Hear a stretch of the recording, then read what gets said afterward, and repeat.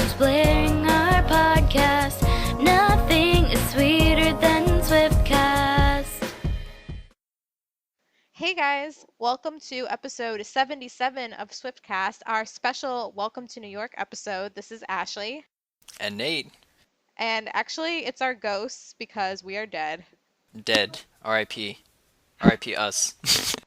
I have a feeling we're going to be dying and then coming back to life and then dying again a lot over the next few days. Yeah, I mean, seriously, craziness. It's very exciting and also sad to think that this is the most exciting life is going to be for the next 2 years. I wouldn't say that. We still have tour ahead of us, you know? First opening show. I know we have all that, but the days before Taylor puts out an album, there's just no other feeling like it. No replacement, yeah. You can't eat, sleep, function, do anything else except just obsess over every little tidbit that Taylor has given us so far. I vividly remember the Red release and how awesome those few days leading up to it were. I took off of work because, who could work at a time like this? Seriously, I know, yeah. And I remember when I first got the Red album, or the next morning at least, I didn't have anywhere to go at all, nowhere that I needed to be, but I literally just got in the car just so I could have the experience of driving and blasting the album. Drove around for probably a good 2 or 3 hours, getting the full experience of the album. Do you feel like it's a different experience in the car than it is listening anywhere else? I don't think so. I think the first time I listened to Red was in the car. I think it was. Yeah, I bought my album at Walmart at midnight and went straight to my car and popped it right in, so I thought it was great for me anyway. I don't know. For me, I feel like obviously I've listened to Red so much over the past 2 years, but if I'm sitting at home listening to it, I'm enjoying the music, but when I listen to it in the car, it just hits me harder. Yeah, that's true. Maybe it's because I play don't it know what it is. louder. I don't know. Yeah, that could be it. Well, not to brag, but I already have heard the album, so I already know what to expect on this one, so. God, Nate, you're so rude. Stop bragging. I know. I'm so pretentious. I'm so pretentious. Well, we're not going to be driving around listening to this one on Monday because we will be sitting out on the streets of New York waiting for Taylor at Good Morning America. Yay! Maybe if you guys tune in the morning, you'll see us waving or something in the window. Like crazy deranged fans. I'll be the one with my face pressed up against the glass as hard as you can. Just... That would get you attention. I think it would. It at least alert somebody, maybe security, I don't know, but I think it has potential. Well, speaking of New York, I feel like Taylor wrote something about New York. She did? What? Oh, That. The title leading track from the album, Welcome to New York. The leading title track. How could I forget? Honestly, seriously, what an awesome song. She really pulled through on this one. Unbelievable. I don't even know what to say about it, really. It's so crazy to me because we wait and wait and wait for these songs for so long, and they're just this mysterious thing that you have no idea what to expect. I know. And then as soon as it comes out, you're like, how did I ever survive without this song? Everything just comes to fruition and in the most amazing way. Well, it was kind of interesting yesterday because we were all counting down throughout the day, waiting for it to hit iTunes Monday at midnight. And if you remember last week for Out of the Woods, it ended up coming out maybe an hour early on iTunes, I think around 11 p.m. Eastern, while iTunes had other ideas this week, apparently. Oh, iTunes. So the song hit iTunes in several other countries earlier in the day, on Monday, at least US time, it was earlier in the day. So instantly the song was everywhere, all over the internet, lyrics were everywhere, and then Taylor and Scott Borchetta, I think, had to make an emergency call to iTunes to get it added on to US iTunes sooner because people were just going ballistic. I mean, they were too. Twitter blew up. Everybody's like, "Oh my God!" Then everyone's like, "Oh, where is it?" I think an hour passed. I'm like, I tweet her, kind of, jokingly, but I'm like, well, you tried, Taylor. It was a good try. I was like, don't feel bad. I was like, Well, then when it finally got onto iTunes, people were having issues buying it too. right? So last week, I had already pre-ordered 1989, and I had to cancel my pre-order to get Out of the Woods to download. Really? No kidding. this week I had to place another order in order to get Welcome to New York to download. Wow. Okay then. So it's just been a very confusing experience for me. That's strange. I really had no problems at all, so. That's because Taylor loves you. She made a special exception on iTunes just for you. She's like, for you, Nate, just for you. Well, it was definitely worth the wait, and it was very, very exciting when it was released. I think even more so because so many people are heading to New York for release week, and Taylor's in New York all the time, and this song is just such an anthem that it's just really the best thing that could have reflected this era. I agree. As far as an opener song too, and I was listening to it like pretty like in depth today. Just at the beginning, you can kind of see some parallels with State of Grace, and you can kind of start to see some prospects for maybe what tour is going to be looking like. So when you listen to that epic opening, and then it slowly picks up, and then boom, you're right into the song. I could see exactly that for the next tour. I don't know. I can picture it now, I guess is what I'm saying. Well, first things first, I have an important question for you. All right, go for it.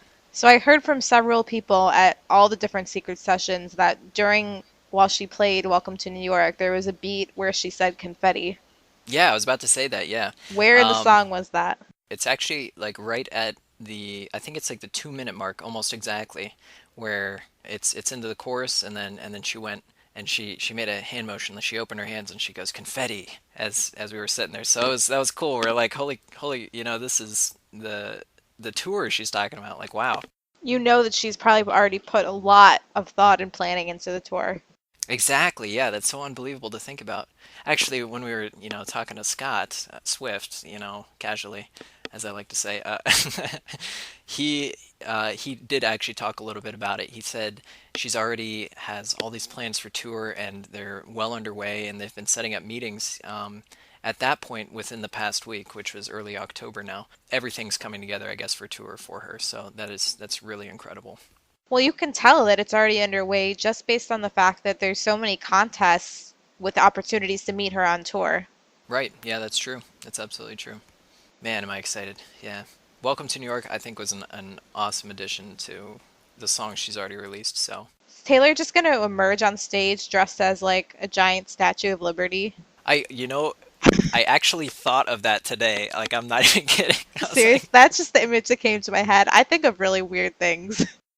Well, we must think alike because seriously, I actually thought of that today. I'm like, well, what would be New York themed? I'm like, oh, Statue of Liberty. I'm like, I wonder if she'd wear a Statue of Liberty costume. I'm like, nah, no. I was like, I don't know. I feel like I'm just totally making this up, and I'm going to be talking in 6 months about how wrong I was, but I can see her making a scene where almost she enters the stage through a door, kind of like how she leaves her apartment every day, Oh, I can where see that, yeah. she's dressed in some cute outfit, and then she rips it off into like a sparkly crop top. Yeah. Oh, I could definitely see that. I have a feeling we're going to be seeing a lot of crop tops and A lot of skin. a lot of skin. And forgive me because I do not know the actual name of this type of clothing. But it was like a, almost like a onesie. She wore it to the, Romper. maybe. The are you talking about the hybrid of romper slash leotard that she had at the VMAs? That one. The hybrid romper leotard that she had at the VMAs. Yeah, I wasn't so much a fan of that. I have a feeling we're going to be seeing that again, though. Hopefully not that exact one, at least. Maybe a little bit less. No, I like the flashy. I don't know. Well, the opening number always has to have an element of surprise in it, and the confetti would accomplish that. But I was just thinking about how one of the best parts of the way State of Grace opened the show was how she starts out behind the curtain and then they drop the curtain. Right. Oh, that was such a cool opener. I always love that. So she's gonna have to make such a cool entrance. I wouldn't be surprised if she like flies in through, I don't even know. Like she could do anything. She literally at this point basically owns the city of New York. Pretty much. I mean, I think just to say the least, I think any city that she walks into, she's basically the queen of already. So I did have a thought also about why she is releasing Welcome to New York and Out of the Woods before the rest of the album, those ones specifically. I was thinking about it and I'm like, well, these are not singles. She stressed that they're not singles. I'm like, what I think she's doing is releasing a couple of the songs that she is very much proud of, that she thinks really like accentuate and describe the album sonically, I guess. Anyway, I think she's doing that and releasing those songs beforehand so that we start getting excited for the album, and then like bam, hit us with the new singles that are coming out. So, and of course the album itself, but I think the hard hitting singles she's gonna save. So, but anyway, that was just my thought. I don't know if any of you actually caught on to that or made sense of it, but Yeah, I agree with that. When I think back to the songs that she released before Red came out, which there were a lot more of those actually. So for before Red, obviously we were never ever getting back together. But then after that, she released Begin Again, I Knew You Were Trouble, and Red. Am I forgetting anything? It was just those three, I think. at the start, right? And those all went on to become singles, and she clearly had those picked out as singles beforehand. But I feel like for this whole era, she's trying totally new marketing strategies. Right, from a marketing standpoint, I guess is what I'm saying. So, like you just said, these songs describe the sound of the album very well, really gave us a taste of where she's going with the album. But the songs that she probably in her mind has picked out as singles, I would bet are so strong that they're just going to blow us away completely, and she doesn't want to give them away yet. Speaking of which, I think we can talk about this one at least a little bit because I think it's going to be a single, and I'm calling this now. It's just my speculation. I've had it in my mind ever since I heard it. Taylor Tonight actually tweeted a preview of the new song Style. Yay! If you guys haven't heard it yet, I can't even believe you. Stop what you're doing. Go listen to this thing. Style, aka I'm Not Even Sorry.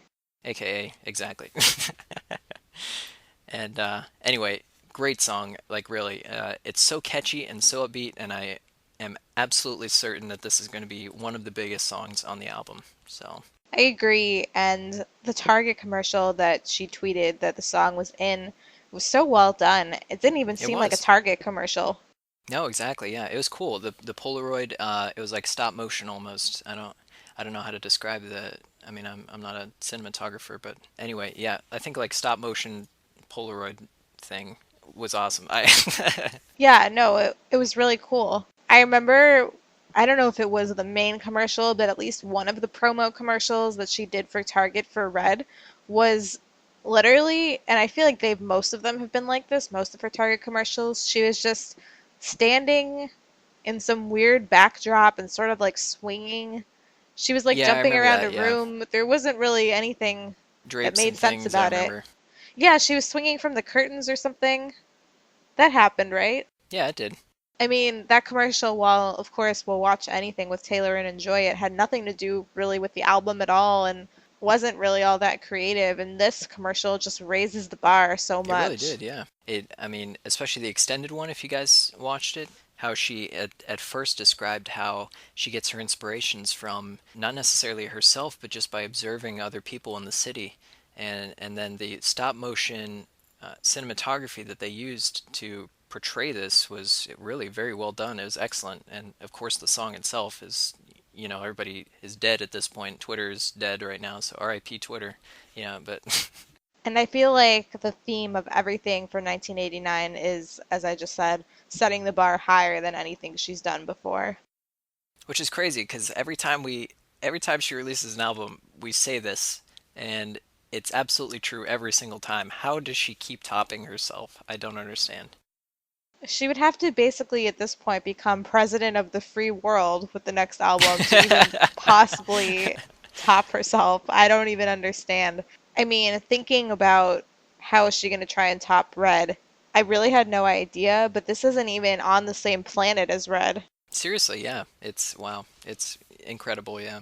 And I feel like she has really, really good, not that she didn't before, but really great marketing people working with her on every aspect of just everything she's done so far because it all fits together so perfectly. Seriously. I think it's all going to contribute to a ton more success than she's even had, if that's I possible. completely agree. Yeah. The micromanaging, we were just talking about this, the micromanaging that Taylor and her team does. If you stop and think about it, it is unbelievable how much coordination goes into everything that they're planning. Unbelievable. So really, like if you take a moment just to observe that and think about that, it's really quite awesome. So I don't know. Kudos to them. Really, they do an excellent job. Honestly, and So I work in marketing, not for anything nearly as cool as Taylor, but just thinking about something like filming a commercial or a video shoot, that can take months and thousands and thousands and thousands of dollars and dozens of people to pull off. And especially since Taylor filmed this one on the streets of New York, there had to be a lot more coordination going into that, filming it in public. So just that alone is almost a solid year's worth of work between the planning, getting all of the crew, the shoot, the post production, everything. And just think about that little commercial and then think about every other single thing she's having come out now, and it's incredible. Yeah, really it is. It's easy to see how she can fill her every single day. It's very easy to see. But yet she still finds time to be in the kitchen baking cookies. Yeah, what the heck? Like that I can't believe. I work 9 to 5, come home, and feel like I barely have time to feed myself dinner. I don't understand how she does it. I really don't. Well, going back more to the song, to Welcome to New York. So, Nate, tell us more about what your first thoughts were when you were hearing it sitting right in front of Taylor. I was half in shock because Taylor had just walked in the room and half attentive trying to listen to the song. Anyway, when I first heard it, I immediately thought of course, like the 80s, 1989. The sounds that are used, the modern pop that's used, I I think it was so well done sonically. Like the first time I heard this, I thought it was so well done sonically. I thought it would be I thought it was just the best opener, I guess. I don't even know how to put what I was thinking into emotion, I guess, or my emotions into words rather. Yeah, so anyway, this song, I mean, of course, I really like some of the lyrics in there. They're kind of catchy and have a little bit of alliteration and just sonically cohesive, if that makes sense. For whatever my opinion's worth, I thought it was awesome. So, one thing that immediately occurred to me, so last week I know I said that Shake It Off and Out of the Woods both sounded very different from each other. And I feel like Welcome to New York has its own sound too. I don't feel like it sounds like either of those songs, but I am starting to see how it's all going to form a picture for the album. I agree. Yep. Just you wait, all of you. And I kind of feel like, and you can tell me your opinion, but that especially now that we've heard clips that Taylor's released of some of the other songs, that when we listen to the album as a whole, I almost feel like Shake It Off might be the song that fits in the least. It's funny because we listened to the entire album over the course of, the night, and afterwards, and I'm sure all of you have heard about this already, it's really no secret, we listened to Shake It Off and then had a mini dance party in the room. When I listened to Shake It Off as we were having, well, of course we were all having fun, with the actual dance party. But as soon as she started playing the song, I'm like, this actually does sound a lot different than the rest of the album. I noticed that every song really has its own unique signature style to it. I don't know another way to put it, I guess, which is interesting. I don't know. I think it all fits within this huge general theme, but they're all separately, uniquely perfect, if that makes sense. Well, it's Taylor, so it's going to be perfect. Yeah, exactly. So. Yeah, that makes a lot of sense, actually. Let's think back to what we've now heard clips of. So we heard a clip of Style. We heard a clip of How You Get the Girl. Have we heard any other clips? Aside from the actual songs released now. So 5 out of 13 songs. We've gotten a lot of lyrics. That's probably why I couldn't think. Yeah, we've gotten a lot of lyrics. And I'm really starting to see how it's all going to fit together. And it almost seems like these songs fit together so perfectly that any old songs she does on tour just won't fit at all. Well, I wonder because when Taylor did that Love Story remix, it makes me wonder what else she's going to do, because she said she's always going to play You Belong With Me. She's always going to play Love Story. So I wonder if she has other things in store like that, like those type of remixes for this tour that might fit a little bit more in the 80s theme.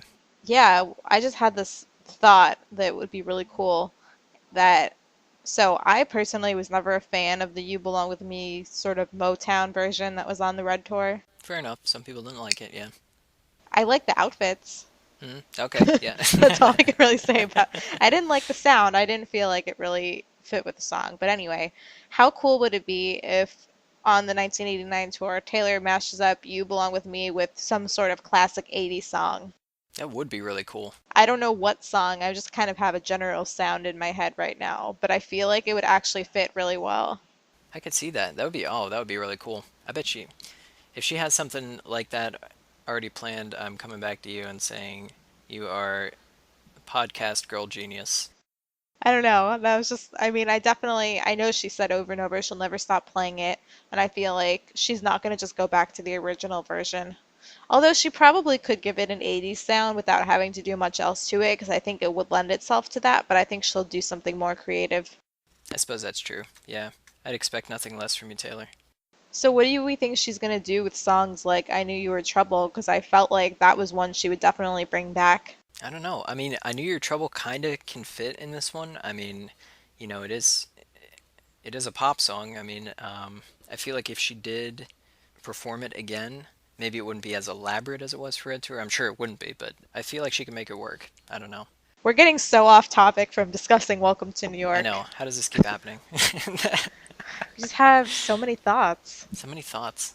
Well, we asked our followers and listeners what you guys thought, what your first impression was of Welcome to New York, and we got some really interesting responses. The first one came from Cray Cray T Swift on Twitter. I love that username. That is actually really funny. And they say about the song, it's really catchy and it makes me want to go to New York now.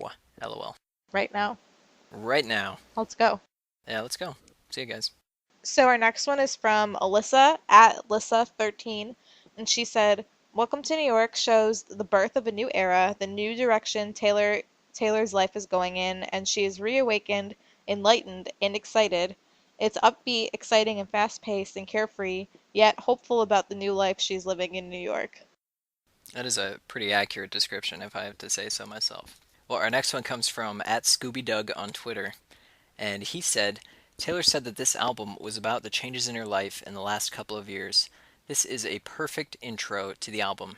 It's a new soundtrack. Welcome to New York. I just love the beat. It sounds simple, but it is quite complex. Yeah, definitely. I feel like with a lot of her songs, at first you notice the lyrics, and then if you actually listen in more, or especially if you listen to any instrumental versions, you can hear how many different sounds really went into it. Exactly, yeah. It's always cool to see how the lyrics tie into even the slightest of sound changes in the track. So Our next one is from at Stitch Swifty, and she said, "It means starting fresh and changing, and I love this message for the new era." Totally agree. our next one comes from at Iced Taze on Twitter, and they say, in all caps, it literally takes me to New York. I think that was her goal. It was her goal, and she is there. Our next one, and I just love this username too, is from Becky's Bays on Twitter. She said, "It really brings in the new Taylor era. It shows off just how much she's grown as an artist and writer." Our next one comes from at StaySwift_13 on Twitter, and they say, Welcome to New York is so, so catchy. I love it. Our next one is from at tswift_updating. "I think the song is very techno-ish, and it's a good fun song to dance to, and she's slaying the bridge." Agreed. When is she not slaying everything, though? Everything, right, exactly. And finally, our last one comes from at_goldsoul_13 on Twitter. And they say, I love it. It sounds like New York. Very fast-paced. I seriously want to visit New York now. I feel like the city of New York needs to give Taylor a cut of their tourism profits because it's just going to skyrocket now. 42 million Swifties are about to enter their city. Well, if you think about, and I see this on Twitter all the time, people going to Nashville just because of Taylor, not to see her, just to experience what she's experienced, and because she introduced Nashville to them. That's going to be New York now. Absolutely will be, yeah. And even just tonight, Taylor was tweeting all sorts of pictures with the hashtag Welcome to New York, pictures from her apartment, pictures of her out and about, of all sorts of things, and just the picture of the cookies that she tweeted alone makes me want to go to New York. Why do I feel like that bakery, which is probably, not that well known, is going to have a line around the block tomorrow? Oh, probably, yeah. They should definitely thank Taylor. Well, we have to visit there when we go to New York. Oh my god, I'm so excited. Well, you'll have to tell us if these cookies that Taylor said she loved can compare to her actual home-baked cookies. I do have expertise in that area. Though then again, I'm sure absolutely nothing compares to Taylor's cookies. They're so good. And like buttery, salty, like it was good. Oh, you're just trying to make me jealous. That's I'm rude. sorry. I'm trying to describe for our fans. So thanks so much to everybody who sent in your opinions about the song. Keep sending them to us. Tweet us at Swiftcast13. Email us at theswiftcast13@gmail.com. If you're not dead, we'd love to hear from you.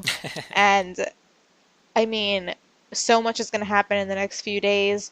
We're heading to New York this weekend, so you're going to get this episode probably just a couple days before 1989 comes out. And then the week that 1989 is out, the week of the 27th, we will be in New York, so we won't be doing our regular episode, but we have a really hilarious surprise bonus episode coming out for you that you're going to love, trust me, and that'll be out next week. And also make sure you're following us on Twitter at Swiftcast13 because we will be live tweeting from everywhere in New York. We have a lot of exciting stuff coming up, and we can't wait to tell you guys all about it. Can you believe our next episode is going to be post 1989 release? Well, it's not because we're going to be dead. That's a good point. Sorry, guys. I know we keep saying we're dead and we're not actually dead, but I think the album as a whole will actually kill the fandom. I think so. Everyone will actually literally die.